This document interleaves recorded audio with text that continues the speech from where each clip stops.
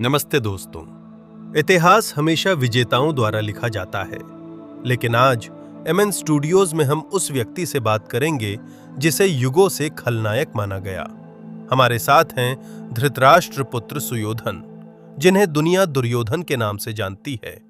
महाराज, लोग आपको अधर्मी और लालची कहते हैं। क्या आपको नहीं लगता कि आपने एक विनाशकारी युद्ध को जन्म दिया? युवक, अधर्म और धर्म की परिभाषा समय और परिस्थिति तय करती है। जिसे तुम लालच कहते हो, मैं उसे अपना अधिकार कहता हूं। और सर्वप्रथम मेरा नाम सुधारो, मैं सुयोधन हूं। मेरे शत्रुओं ने मेरे नाम को कलंकित किया ताकि आने वाली पीढ़ियां मुझसे घृणा करें। पर क्या तुमने कभी विचार किया कि मेरे क्रोध का मूल कारण क्या था? क्रोध का कारण ज्येष्ठता का विवाद था। पर महाराज, युधिष्ठिर आपसे बड़े थे। शास्त्र कहते हैं कि बड़ा भाई ही राजा बनता है। फिर आपने उनके अधिकार को क्यों नकारा? अधिकार सत्य और न्याय पर आधारित होता है, केवल आयु पर नहीं। संसार कहता है कि पांडु के पुत्र युधिष्ठिर मुझसे ज्येष्ठ थे, किंतु क्या वे वास्तव में पांडु के रक्त थे?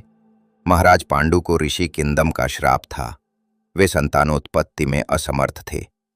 युधिष्ठिर, भीम और अर्जुन, इनका जन्म देवताओं के आह्वान से हुआ था।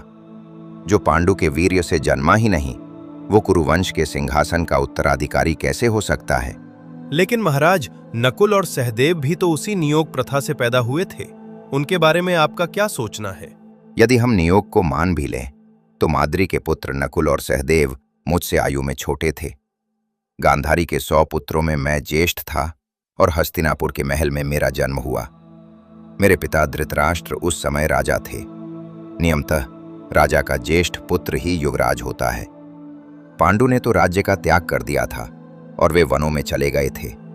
त्यागे हुए राज्य पर उनके देवता पुत्रों का कोई अधिकार नहीं बनता था। अधिकार मेरा था, जिसे युधिष्ठिर ने छीनने का प्रयास किया। यानी आपका पॉइंट ये है कि वे पांडु के बायोलॉजिकल बेटे नहीं थे, इसलिए ज्येष्ठता का लॉजिक वहां काम नहीं करता। पर जनता तो युधिष्ठिर को ही चाहती थी। जनता वही देखती है जो उसे दिखाया जाता है।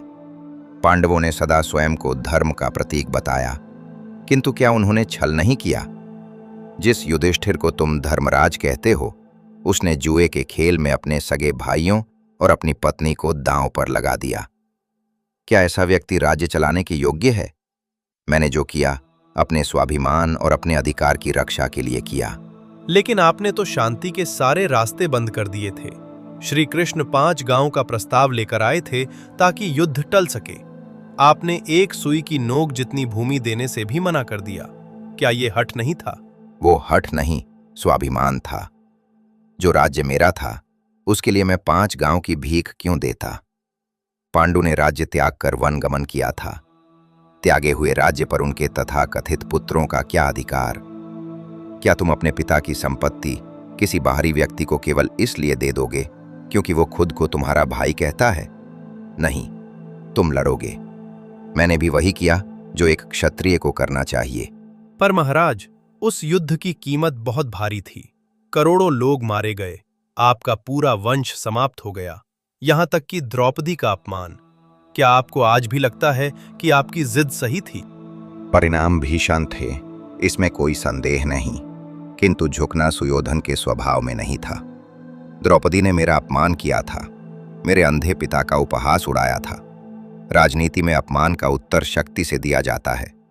पांडवों ने भी तो छल किया। भीष्म, द्रोण और कर्ण को मारने के लिए उन्होंने अधर्म का सहारा लिया।